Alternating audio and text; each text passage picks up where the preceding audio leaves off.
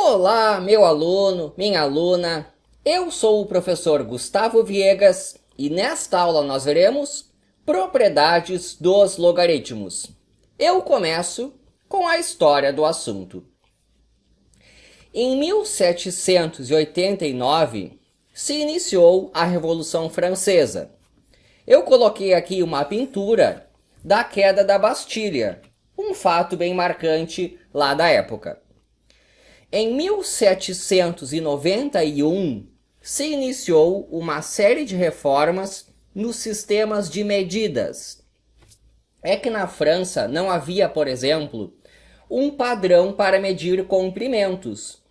Então surgiu uma definição para o metro.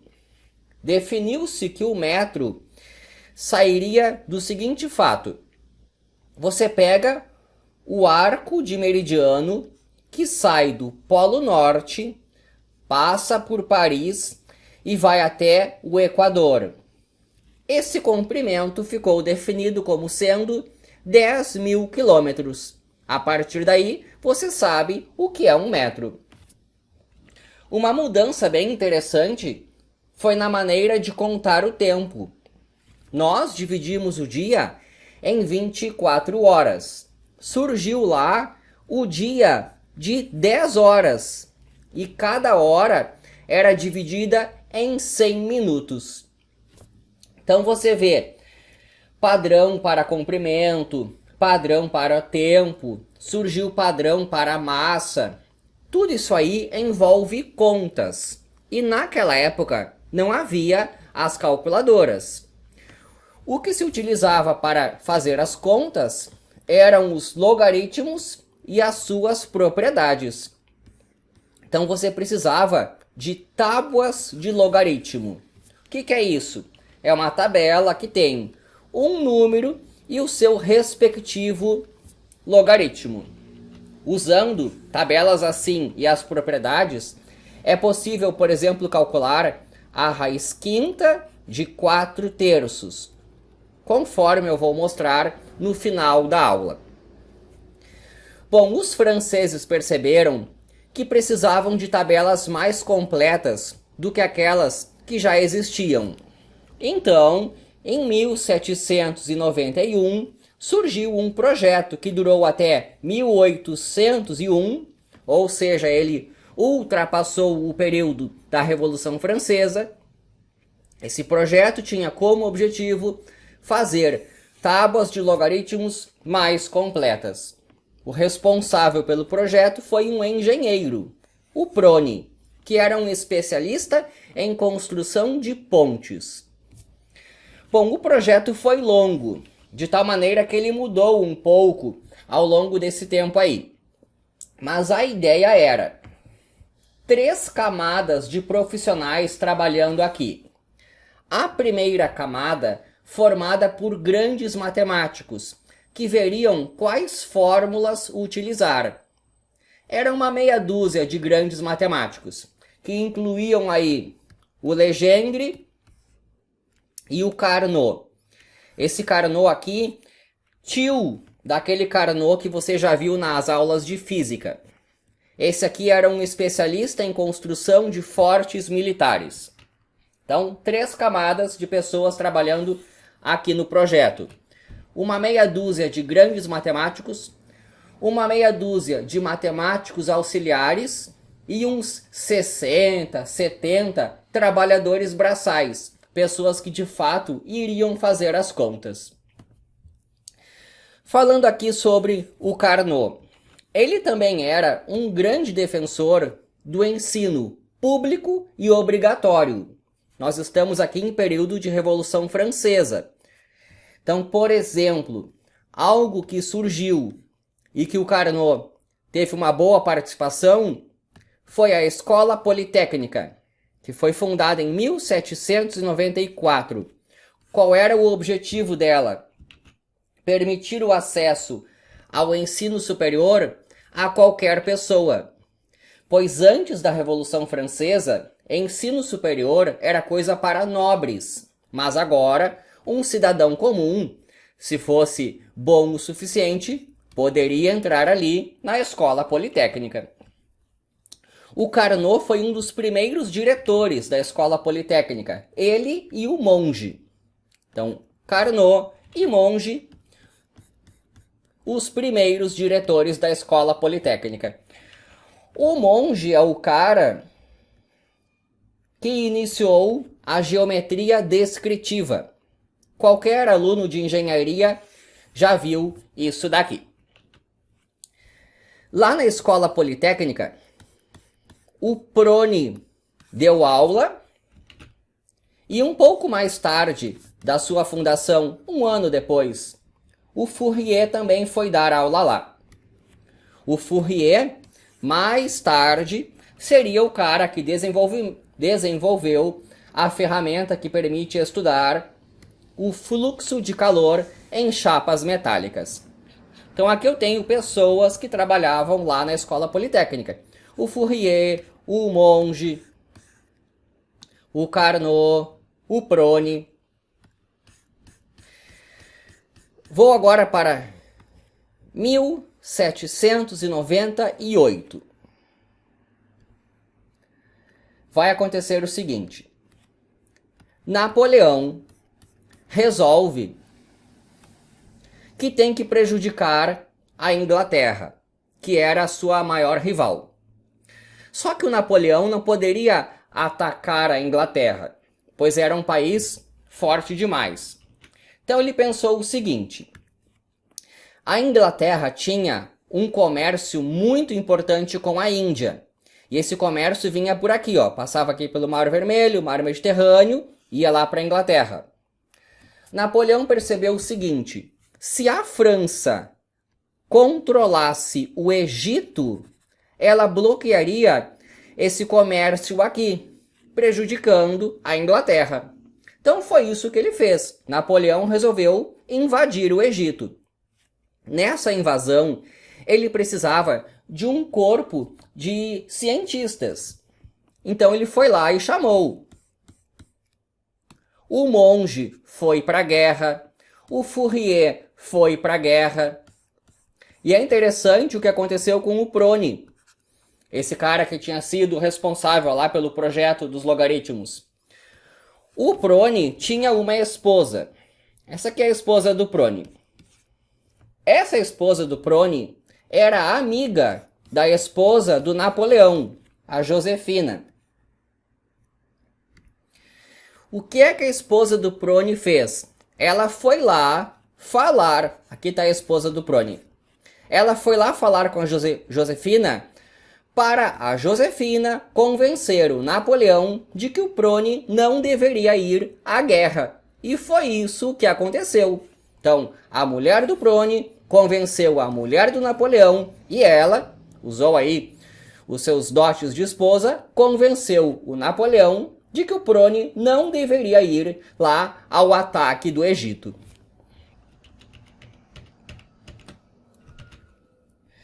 E só para fechar um pouco o contexto histórico, mais tarde, já estou lá em 1821 agora, o Prony desenvolveu dois grandes projetos.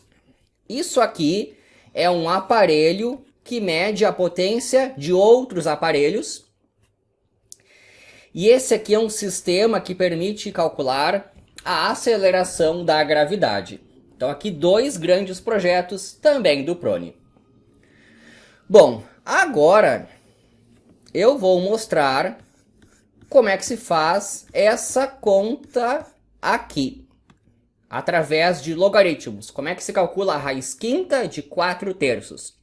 Mas antes disso, aproveita e já deixa aí um like no vídeo, por favor. Então, supondo que nós temos boas tábuas de logaritmos, que foi o resultado daquele projeto, se precisa do seguinte. Eu coloquei aqui do 1 ao 10. Então, o logaritmo de 1 é 0. O logaritmo de 2 é esse número aqui, 0,3010, mais ou menos. Coloquei um número esquisito aqui, porque é o número que de fato eu vou utilizar. Então, aqui eu peguei 10 milhões e poucos. Tá? Vamos supor que está tudo preenchido, é que eu vou utilizar esse aqui, só coloquei o que eu preciso. Bom, nós vamos utilizar essa tabela e as propriedades. O logaritmo transforma um produto em uma soma, o logaritmo transforma um quociente em uma diferença, o logaritmo transforma uma potência em uma multiplicação. E a minha pergunta é, quanto que vale a raiz quinta de 4/3, que eu chamei de n. Bom, eu não sei quanto que vale esse número aí. Eu vou calcular o seu logaritmo. Então, eu começo com isso aqui. Primeiro, eu calculo o logaritmo de n. Então, o logaritmo dos dois lados. Isso aqui, ó, é expoente 1/5. Então, fica 4/3 elevado a 1/5. Então, eu já posso utilizar essa propriedade de que a potência vira uma multiplicação aqui. Vai ficar 1/5 do logaritmo de 4 dividido por 3. O logaritmo transforma o quociente em uma diferença. Eu vou ficar com 1/5 do logaritmo de 4 menos o logaritmo de 3. Agora eu vou para a tabela. Aqui está o logaritmo de 4. 0,60 mais ou menos. Então vai lá, pega o valor. Deixa eu pegar todo ele. 0,60, 20, 60. Então fica 1/5 de 0,60, 20, 60, menos, vai lá na tabela e pega o logaritmo de 3. 0,477, 12, 13. 0,477, 12, 13. Bom, agora vem uma parte que é trabalhosa. Aqui, de fato, tem que fazer a conta. Trabalhosa, mas nem tanto. Porque é o seguinte, essa conta aqui é muito trabalhosa.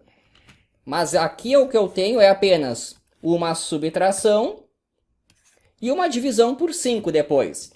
Então, supondo que eu fiz essa conta aí, qualquer pessoa com um pouco de paciência faz, se encontra a resposta 0,0249877. Basta um pouco de paciência. Tá, acabou a primeira etapa, que é pegar o número que eu estou procurando e calcular o seu logaritmo. Agora eu vou na tabela e procuro isso aqui. Pego lá a minha tabela e aquele número que eu achei ali embaixo, ele é quase esse aqui. Aqui, ó, 0,24, 98, 77. 0,24, 98, 77. Só tem uma diferença bem grande, que aqui eu tenho um 0 e aqui eu tenho um 7. Mas isso se conserta. Então é o seguinte, o logaritmo desse 10 milhões e poucos é 7, essa coisa aqui. Eu vou partir daí. Deixa eu ver se eu tenho anotado 10 milhões, 592, 238. Então o que eu sei olhando a tabela é o seguinte. O logaritmo de 10 milhões, 592, 238 é 7, essa coisa aqui. 0,249877. Resultado tirado desta linha da tábua de logaritmos. Bom, o que eu vou fazer agora é, como eu preciso de um zero aqui, eu vou tirar 7 dos dois lados. Logaritmo de 10 milhões, 592, 238, menos 7. Mas eu já vou ajeitar esse 7. Vale o seguinte, ó. Se 10 elevado a 7 é 1, 2, 3, 4, 5, 6, de maneira equivalente, eu tenho que isso aqui é um logaritmo. Ó, se a potência leva o 7 nisso, o logaritmo leva aquele 10 milhões na base 10. Isso aqui é o 7. Então, ó, eu vou subtrair 7 aqui. Ou seja, eu vou subtrair o logaritmo de 10 milhões. Aqui eu tiro logaritmo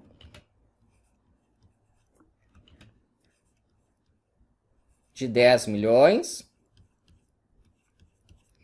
Do lado de lá, eu também vou tirar 7. Que eu só estou repetindo, 9877 menos 7. Então aqui, ó, tirei 7 aqui, tirei 7 aqui. Na sequência, eu vou utilizar propriedade de logaritmo aqui, pois eu tenho isso aqui, ó. Essa subtração vai virar um quociente.